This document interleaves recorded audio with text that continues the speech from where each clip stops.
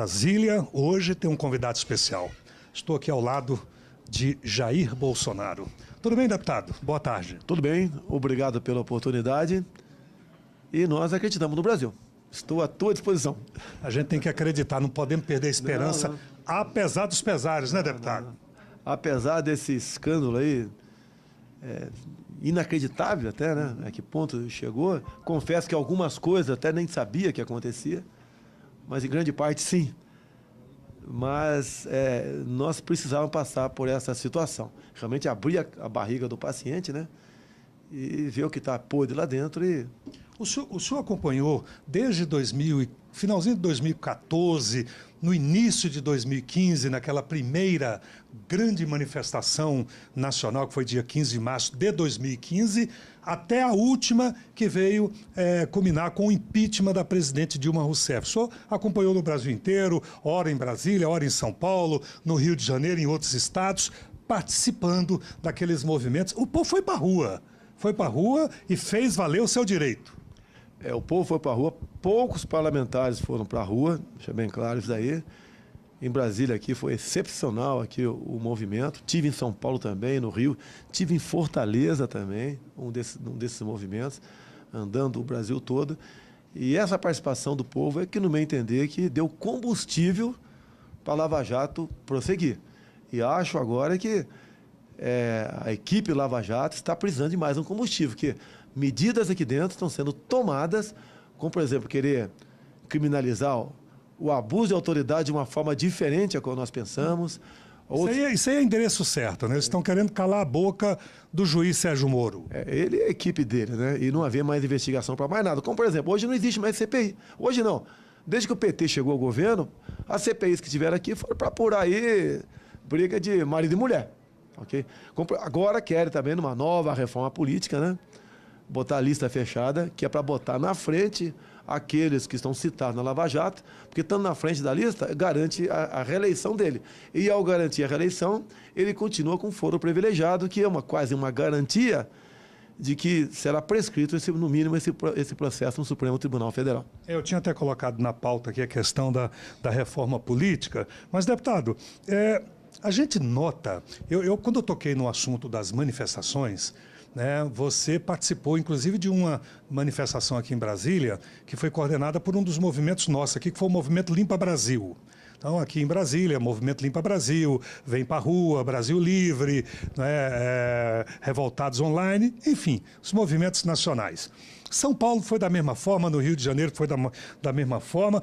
Do outro lado, a gente percebe que a esquerda mantém alguns grupos, algumas instituições, que eles se auto-intitulam movimentos sociais, né, e que são financiados com dinheiro público. CUT, MST, UNE, né, o Foro de São Paulo, que eles estão trabalhando e tentando a todo custo colocar em prática. Eu desconfio também que vem dinheiro de Cuba para cá.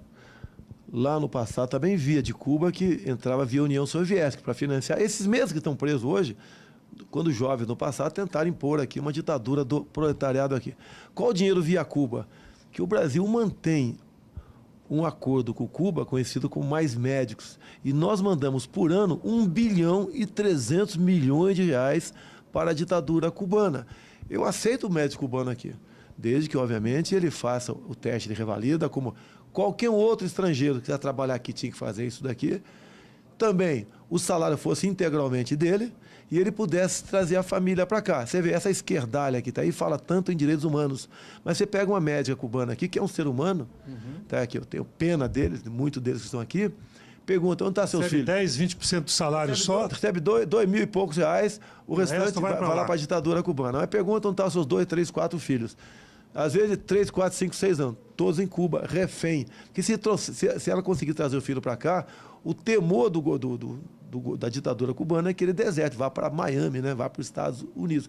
Então, essa grana que a gente manda para lá, pode, eu tenho minhas dúvidas, mas é possível que uma parte desse dinheiro volte para cá para continuar financiando aqui a sobrevivência da esquerda no Brasil.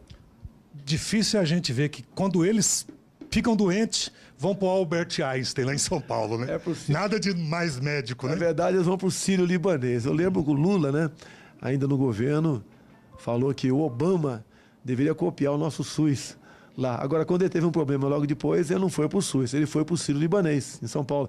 Assim como eles nunca foram atendidos por nenhum médico cubano. Eles dizem que são os melhores do mundo, mas nós não conhecemos nenhum médico cubano que tratou de Lula, Dilma, Genuíno, Dirceu. Aliás, o Genuíno não estava doente? Ele não tinha que sair da Papuda porque poderia correr risco de morte. Né? Se ficasse na Papuda, podia morrer. Ele saiu da Papuda e depois... Acho que ele está em domiciliar no momento, né? E Mas agora, sarou, né? Deve ter sarado, né? A cadeia ali... ele pediu água, pediu arrego ali, tá ok? Agora, o Genuíno é um elemento que prejudicou em muito a democracia e as Forças Armadas no Brasil, quando ele foi uma pessoa aqui que mais trabalhou pela criação daquela mentirosa comissão chamada Comissão Nacional da Verdade, que serviu para enxovalhar as Forças Armadas e, em parte, também as nossas polícias militares. A gente fala do Genuíno, a gente lembra daquela turma lá do Mensalão, né? E, aliás, o Mensalão que o Marcos Valério aí recebeu mais uma pena, né? De 18 anos, já tinha 37, 40 anos, agora... A tendência é o Marcos Valério não sabe. Mas vai fazer... Será que ele faz uma delação premiada? Eu fico preocupado, às vezes... Ainda cabe no caso dele? Cabe, né? Cabe, Por né? que o MP não aceita, não entrou em negociação uma delação do Marcos Valério? Não consigo entender por que isso daí. Como, por exemplo, né? Nós temos alguns delatores por aí, como da OAS, o Léo Pinheiro, que foi suspenso, agora voltou-se a negociar. Por quê? Nós temos que abrir. O Léo Pinheiro vai entrar na questão da Engevix, onde está o grosso dos deputados do PT que receberam dinheiro, alguns de forma indevida, né? E outras em forma de propinas legais. Quer dizer, essas delações da Odebrecht, então, para o PT, ainda tem a Engevix, que é mais comprometedora. É isso, deputado? Tem a OAS, entre tantas outras empreiteiras. E daí vai pegar no atacado a bancada do PT. Ela será dizimada aqui. Como, por exemplo, pegou-se agora a Maria do Rosário. E ela alegando, né, que a propina, em parte, né, foi para fazer negócios de direitos humanos dentro do estado mais pobre do Brasil, que é o Maranhão. Ou seja, Maria do Rosário, o que é isso, né? Desviar recurso público em nome dos direitos humanos. A melhor coisa que ela poderia fazer favorável aos direitos humanos é não se corromper. É interessante quando a gente vê a Maria do Rosário, a Vanessa Graziotin, a Grace Hoffmann defendendo bandeiras, não é? Mas só com interesses deles lá. Porque quando é verdadeiramente uma bandeira nacional que envolve a população, aí eles bradam e falam que, né, quer cortar a palavra do deputado ou do senador e vira uma confusão danada, né, Jair? Agora, né, com a exposição dos 77 delatores da Odebrecht... 78. 77, 8, mais o Marcelão, com os vídeos, isso vem por terra. Que às vezes 3, 4 delatores citam... Eu vou falar sobre delações premiadas da Odebrecht agora, mas eu queria te fazer aqui uma permissão. Olha quem está chegando aqui. Olha quem está chegando aqui. O programa SOS Brasília registra a visita aqui no gabinete... Né, nessa conversa com... Há quanto tempo eu conheço o Fraga? Alberto Fraga. 35 anos. Pois é, rapaz. Nós éramos tenente, ele da Polícia Militar, óbvio, né? Eu do Exército. Você era capitão. Já era capitão? Não. Já era capitão, não? Não, capitão era tenente. Depois, saí em dezembro. E nós cursamos a Escola de Educação Física do Exército. E fomos colegas, companheiros lá na SFX, né? Que bacana. E depois viemos nos encontrar aqui em Brasília. Boa tarde, deputado. Boa tarde, é um prazer estar aqui com você, especialmente com o Bolsonaro, que nós estamos aí há muito tempo, juntos e conhecidos já há muito tempo. Agora a conversa, nós vamos falar sobre as delações, né? Muita gente envolvida aqui no Congresso Nacional, deputado Jair Bolsonaro. Você vê pelos vídeos que se comprava praticamente tudo. E não é de agora, se compravam leis aqui. Não é apenas medida provisória, né? Quando você compra uma quantidade de parlamentares e você compra o silêncio deles, né? Por omissão, muita coisa que não presta é aprovado aqui também. Isso não é de agora. Nós temos que lutar pela independência do legislativo. Senão, nós configuraremos uma ditadura. A ditadura é um homem só que como a legida faz tudo. É que o PT vinha fazendo. e Deus é brasileiro. Graças a Deus apareceu isso daí e nós temos esperança de, sem querer criticar o atual Congresso, mas ter um futuro Congresso muito melhor do que nós temos hoje. Caixa 2 é o dinheiro não contabilizado. Agora, fazer campanha na rua sem apoio também fica difícil. Agora, é preciso que aquele dinheiro que você busca faça parte da sua prestação de contas. Não é isso? Ó, tem 3 tipos de empresário: o honesto, o bandido e o chantageado. Tá? Isso tudo é utilizado. Eu nunca aceitei dinheiro de empresa nenhuma. Sem querer dizer com isso que todos são bandidos. Tem empresário que é honesto. Quer ajudar. Quer ajudar, tendo visto você defender uma causa que lhe é grata. Isso é como existe, basicamente, muito nos Estados Unidos. Você doa para aquele partido, por exemplo, é contra o aborto, ou é a favor da manutenção do armamento, tá, ok? Aquele partido, o republicano, tem uma política diferente no tocante à entrada de imigrantes. Aí a doação é para o partido, não para o candidato. É para o partido, mas o negócio lá é organizado. Até porque quando acontece um episódio parecido com esse, não acontece no mundo nenhum, não, só aqui no Brasil. Quando aparece algo que suspeita de corrupção, a punição é pesada, não interessa quem seja, e não existe essa história de foro privilegiado também. Então, é uma coisa diferente daqui. Eu espero que a gente amadureça muito, né, por ocasião das eleições de 2018, porque a gente não aguenta mais continuar convivendo ou sobrevivendo nesse tal estado de coisa onde vale tudo. Essa é a sua visão, Fraga? Sem sombra de dúvida, eu acho que eu concordo com o Bolsonaro. Nós temos que ter um modelo de política que possa nos propiciar uma campanha limpa. Agora, a coisa, eu tenho algumas restrições com relação aos financiamentos. Tem gente que é contra o financiamento privado. Eu já sou contra o financiamento público, porque o dinheiro que vai vir da campanha certamente vai ser retirado de hospitais, da escola, da educação. Então, nós temos que pensar numa forma. Nós já tem o fundo partidário que já não é suficiente. Pega... Não é suficiente. Não é, mas é muito dinheiro, não é não? Bom, ontem à noite eu tive uma reunião com alguns deputados do Democratas exatamente para saber qual o tamanho do fundo partidário. Até mesmo porque se recebe anualmente, tem que fazer caixa para poder, na época de campanha, fazer uma distribuição equânime, né? Também não adianta só... Porque Bolsonaro, com o estilo dele, eu com o meu, certamente dentro dos partidos, nós somos rejeitados por aquele grupo que fica sempre comandando as questões. Então, é verdade, o fundo partidário, ele teria que ser pelo fundo partidário, mas nós temos que saber, então, qual o volume que vai ser distribuído, porque aqui para nós, né, Ricardo, uma campanha não é barata. Eu fico, às vezes, triste quando alguém diz, Bolsonaro, que deve acontecer com você já sofreu essa acusação, dizem que nós somos bancados pela indústria bélica. Eu recebi uma doação... Você tinha até um apelido aí, né? Era até os ternos do Fraga. As pessoas olhavam para ver se não tinha Taurus patrocinando. E olha só, a maior doação que eu recebi da Taurus foi R$80 mil. Uma campanha de deputado federal não custa R$80 mil. E alguém dizer que eu sou bancado pela Taurus, chega a ser até infantilidade, né? Então, nós sabemos que a coisa precisa melhorar, a reforma política precisa avançar. 2018, tem que ter pessoas com coragem de fazer, e aqui, se Deus quiser, Bolsonaro vai dar trabalho, e quem sabe, né? Quem sabe a gente não tenha um perfil totalmente diferenciado na política brasileira. E os jovens, aí, os universitários, né? As pessoas que têm essa responsabilidade, já a partir dos 16 anos, de ir lá, cravar o voto, de ter a sua opinião, né, própria. É o destino do país, é você que vai decidir. E a gente tem visto que muitos jovens estão aí falando em Bolsonaro, hein? Olha uma informação Você falou? bacana aqui. O Paraná Pesquisas acabou de fazer uma pesquisa em Minas Gerais.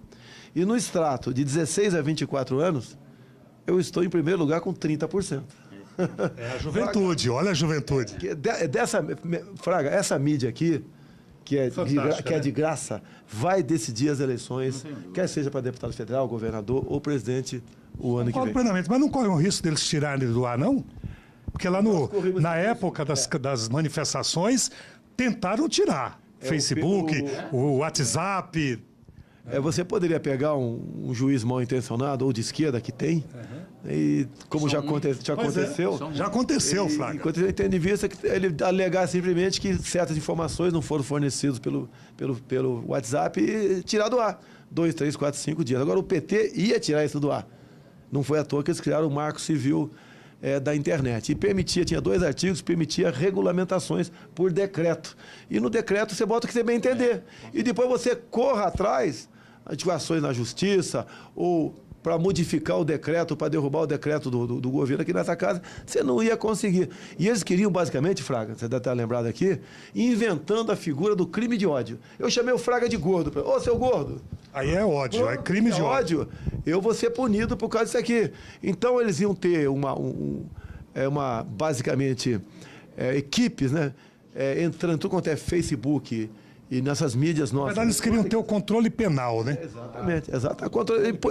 E começar a punir de forma indiscriminada quem usasse esse tipo de mídia para magro, careca, gordo, não sei o quê. Aparelhando, inclusive, as instituições que a gente tem muito respeito, mas o Supremo Tribunal Federal, por exemplo... Vou falar um caso simples aqui. Claro, Ministério Público Federal. Quem era vice do Janot? Ela, Vieco. Petista, amiga de Mãe do Rosário, que inclusive foi pego há pouco tempo atrás, agitando uma bandeirinha lá em Portugal, fora Temer. Depois ela perdeu essa situação de vice, né? A outra agora é a senhora Duprá.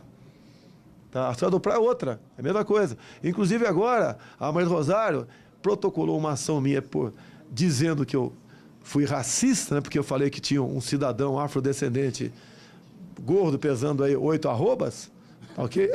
O cara dizia que era meu amigo. Eu brinquei com o cara. Pô, cara, você tá pesando 8 arroba aí, você não serve pra quase nada. Brincadeira nossa que a gente faz o tempo todo. E repeti isso numa palestra, né? E o pessoal da Mãe do Rosário achou que isso aí já é racismo, ofendeu a comunidade negra, aquela história toda. E protocolou ação. E caiu na mão de quem? Da senhora Duprá, que é coleguinha da senhora... o nome dela ela é coleguinha da Maria do Rosário.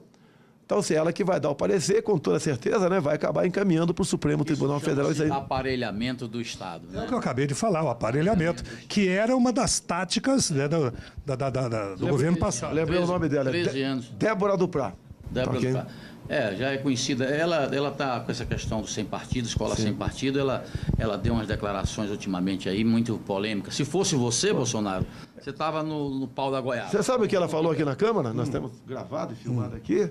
Que você, pai, você, mãe, você não tem domínio sobre o seu filho. Quem vai educar e dizer que seu filho, inclusive vai ser homem ou vai ser mulher no futuro, independente de ter nascido com uma pepeca ou com um pipiu, vai ser a escola, vai ser a ideologia de gênero. Essa é a senhora Duprá, que agora está na mesa dela um processo para decidir se eu sou racista ou não. Lá na minha casa não funciona isso, não. Na sua também não, né, Fraga? Na minha não. Fraga, essas delações do Marcelo Odebrecht, do próprio Emílio, né, Odebrecht, dizendo que conheceu Lula lá nos idos de 80, nas manifestações dos sindicatos, ele precisava de um representante para defender os empresários, e aí buscaram lá o Lula naquela época, e ele até assumiu agora, recentemente, o Emílio Odebrecht, dizendo que o Lula é cria dele. Ele assumiu isso. Ele é um grande... Olha, deixa eu falar com... Bolsonaro, eu vi uma é até pesada, mas eu vi, essas redes sociais são fantásticas. Eu vi uma que botaram o Lula de peruca, uma peruca meia colorida, e colocou assim, dizendo que Lula sempre disse ser a mãe dos pobres, mas descobriu-se que ele é a prostituta dos ricos. Porque o cara que era bancado praticamente pelo Emílio, né, o Odebrecht, que conhece muito bem a vida pregressa dele. Esse cara foi o maior enganador que esse país já conheceu. Enganou o povo brasileiro e ainda, infelizmente, como ainda existem pessoas que, né, não conseguem tirar isso da cabeça. Então, outra coisa que me entristece profundamente é você ver uma empresa que roubou o país, quase 10 bilhões, e agora os caras estão pousando, e aí a mídia tem um pouco de culpa nisso, ali são os delatores, são bandidos. O mesmo cara que corrompe tem a mesma pena do que recebe. Por isso que a corrupção ela é ativa e passiva. Então esses delatores... Parece até, viu, Fraga, desculpe cortar, mas parece que a Odebrecht só funcionava Departamento de corrupção. Fazia alguma obra essa tal de Odebrecht? E você vê o poder desses caras. O poder, às vezes, Bolsonaro, você falou uma coisa aí que é verdade, a gente vota as coisas aqui e não sabia o que tinha por trás daquilo tudo. Quer dizer, eram uns caras, a maior quadrilha, meu amigo. Você está falando das medidas provisórias, alguma coisa? Que às vezes chega ali, o partido faz a sua indicação, os líderes, né? E aí o baixo clero, todo mundo vai votando, né? Vai votando sem saber, na verdade, o que é que está por trás daquilo ali. Isso realmente a gente é um sistema que precisa ser mudado. Por isso que toda vez que eu entro no plenário correndo, eu tenho que saber o que é que está sendo votado. Tem colegas nossos que, infelizmente, votam olhando para o painel, pela indicação ou pela orientação do partido. O parlamentar tem a obrigação de saber o que é que está votando, para que ele forme o seu juízo de valor e, assim, ele possa dar o seu voto. Então, eu acho que é uma contribuição às delações. Agora, povo brasileiro, pode ter certeza que disso tudo que está aí, eu não acredito na condenação de nem 30% do que está aí. Vai depender do Fachin, né? Como dependemos... Mas o Fachin encaminhou. O Fachin encaminhou até por uma surpresa, porque o falecido, o Teoriza Vasquez, estava dando seguimento. Mas, Ricardo, e o Fachin... Bolsonaro, as pessoas, a minha esposa que fala, mas que coisa, que cara de pau, as respostas são as mesmas, né? E aqui eu quero dizer claramente, é diferente você receber uma doação e você declarar oficialmente daquele que recebeu 200 e só declara 20. Caixa 2, cometeu o crime. Mas aquele que recebeu os 200 e declarou os 200, sinceramente... Eu posso falar, porque não tenho nenhum envolvimento nisso, mas eu acho que não há crime nessa situação. Mas, enquanto isso, o cara vai ficar sangrando aí no mínimo 8 anos, porque a imprensa não vai perdoar. Nem a imprensa e nem o povo. Essas listas não vão morrer nunca. Eu também acho que não acaba nunca. Também acho que não acaba nunca. E se bobear alguma... Até porque sai essa lista, às vezes, o esquecimento um pouquinho, vem uma outra. Tem né? uma outra. Temos várias listas para aparecer por aí.